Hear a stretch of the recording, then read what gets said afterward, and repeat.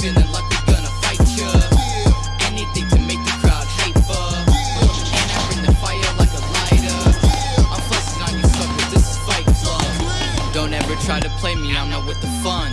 Rookie of the year, and I'm hella young. They call me Zombie Ray.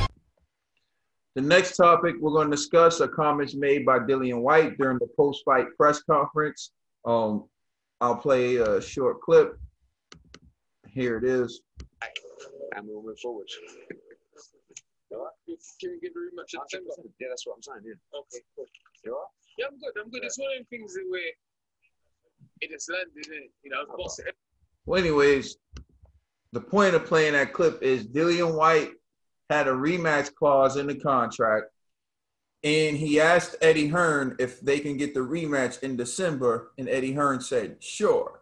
So, G, what are your thoughts on Dillian Whyte having the rematch in December? Do you think that's a good idea or a bad idea? It's a bad idea, but not for the reasons y'all are thinking. He need to do a rematch clause for next week. You know what I'm saying? Because he not getting that WBC title shot at all. So I think December's too late. Like, it's going to be already over for him. You know what I mean? Because that's around the time that AJ is doing the Pulev fight, right? I think it's like November, December, something like that. Once that happens, if Wilder doesn't fight Fury in part 3, that means Undisputed is wide open. And I know Eddie, the first sign that there's an opening, he's going for that. They're going to try to book that fight. And so that just doesn't give Dillian Whyte an opportunity to even redeem himself to get that mandatory slot again. And by the time, if he does beat, Povetkin in the rematch, I don't even know when his mandatory clause is going to, or his mandatory slot's going to reactivate. It might reactivate again. He's going to have to wait like what? December of 2021. Yeah, that's a long time, man. So again, man, poor Dillian. But I don't feel like Povetkin, like, not taking away from his win. Povetkin did an excellent job. But watching that fight, I do think that Dillian could have beat him, you know? And so Dillian just has to make like minor adjustments. I know we're going to talk about, you know, his reasoning of what happened, but I just feel like if he just commits to the jab more, maintains that distance, try not to engage like with Povetkin, he'll win. I don't know why I get it. Dillian's trying to be the body snatcher, maximum violence, all of that, that marketing ploy. He's trying to, you know, live by that, but you don't need to do all of that stuff, man. Focus on the win. I think even that knockout, he might be concussed, but I don't think it's that serious of a knockout, or he didn't take as much damage as, say, not Mike Tyson, Deontay Wilder. Deontay Wilder took serious damage from Tyson Fury in that rematch. Dillian just got knocked out. So I think he could bounce back. I know medical clearance is probably going to make him wait a couple of months, but I don't know, man. If he could pay extra money to make the date closer to now, I think he should, because if he waits till December, then I don't think he'll ever get an opportunity at, you know, at the WBC strap or at Anthony Joshua, you know? So, yeah. Trills. I agree with some of the stuff that G was saying. The only part where I don't agree with is the returning to the ring in December after being knocked out like that. Not only was he knocked out before he hit the canvas, when he hit the canvas, his head hit the canvas hard also. And there was a brief time where he didn't get up. You know, it wasn't like he just shot up. He was out. His man's turned him over, and, you know, he ran and, like, turned him, so. He was out. So I don't, and we're only in let's basically round it off and say we in September, right? So you say from here, September into December is enough time after that shot? I don't think so.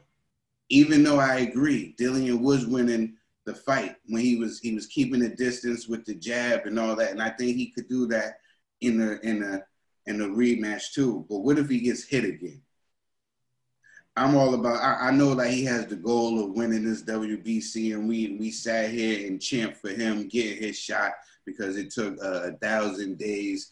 I just don't want him to have no days with his family chasing this belt. You know, I think the one thing that's more important than this belt and more important than the money is his health.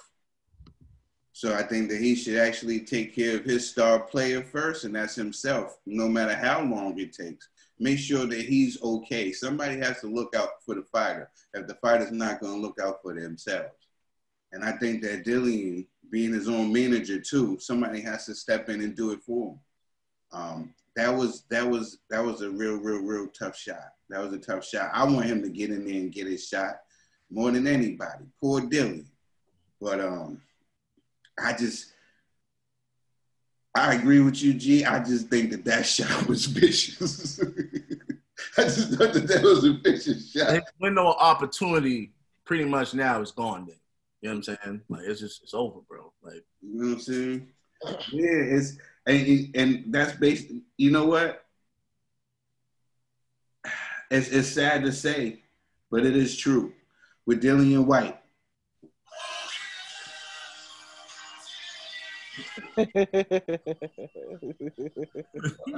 Yeah. Copyright. I think playing end of the road, boys and men. that's where we came from. We came to the end of the road, man. That's all. Oh, man. I disagree with both of them, man. Listen, Dillian, it took you 1,000 days to get here. It'll take you 1,000 more. So just rest up, recover, man. Throw some ice on that jaw because that shot was vicious. And you'll be back, man. You'll get your shot in 1,000 days again, man. In almost 3 years, so, there's bigger plans. It wasn't meant to be right now, just stay optimistic. almost 3 years. Just stay optimistic, keep your head up and train, man. Just train, yo. Just don't let this moment happen again, man. Is it just me, or did Ned's whole thing sound like a bad version of that song? I would walk out. 1,000. All right, Ned. That's hilarious. Dillian Whyte, I figured out what your problem is, man. See, you're putting it on a pedestal. You know what I'm saying? Yo, the WBC, you're putting it on a pedestal, bro. That's your problem. You see that gold and green. You see that outfit she rocking. Yo, stop putting it on a pedestal. You were right there. You were about to get it, and then bang. You know what it is? It's all in your mind, brother. Like, I don't know what to say, but I will say this. Dillian Whyte was winning the fight. I gave Povetkin the first round. Then I gave Dillian Whyte every round after that. And so he was cruising. He dropped him twice in the fourth round. And then in the fifth, he got caught. And so I think he has to learn what Anthony Joshua learned after his fight with Andy Ruiz, which is you have to take calculated risk, not unnecessary risk. And I think someone like Dillian Whyte loves his left hook. And so once he starts opening up, I think he throws it too much sometimes. Sometimes I think he throws it, in reckless moments where he can be countered. And I think Povetkin picked that up because he has a very high IQ. And so what Povetkin did was he caught him at the perfect time when he was going to open up and landed the uppercut. With a guy like Povetkin, particularly the shorter guys who are going to throw hooks up at the taller fighters, they have to beware. And you have to be careful because your arms are longer, their hooks are shorter, their uppercuts are shorter.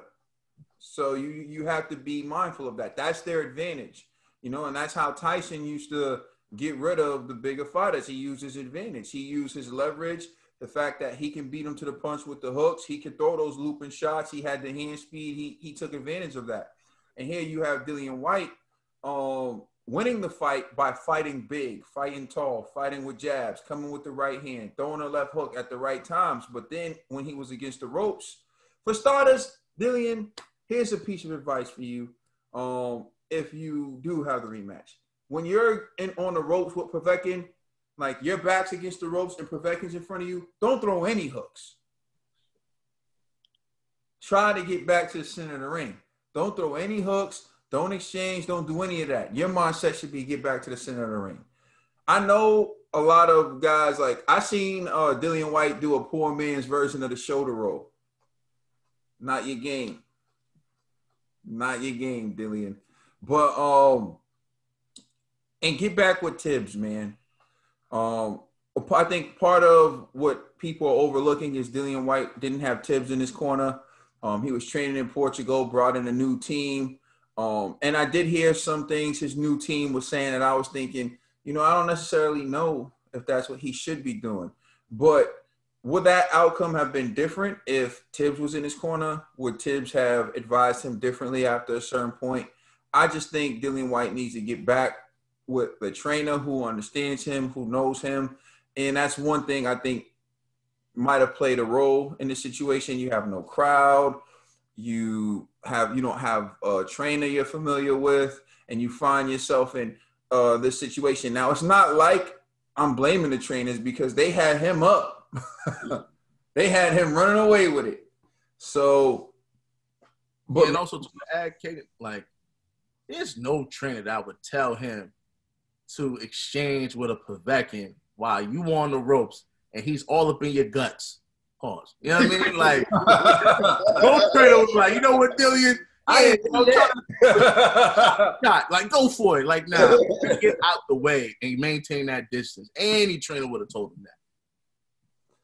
Yeah, I would say this. Good idea, bad idea, to answer the question directly. I think it's a good idea that could potentially be a bad idea. That's a trill answer right there. No, I think it's a good idea only because what are you doing this for? He's doing it for the WBC. You already pointed out he should take the fight sooner if he could, but we all know that medical protocol, he's probably going to have to sit for at least 2 months. So that would be the soonest he can get the fight. I think, he's going to have to wait now.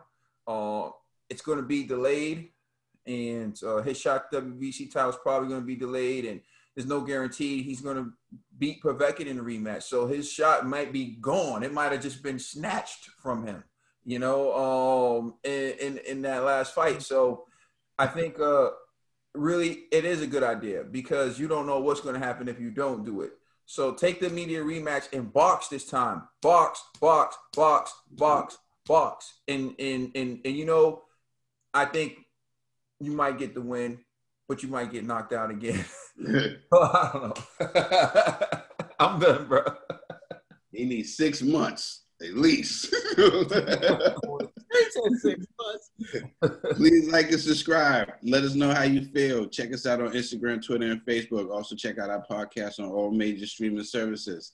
This is the Boxing Bros. Poor Dillian. Poor Dillian. The next topic we're going to discuss are comments made by Dillian Whyte during the post-fight press conference. I'll play a short clip.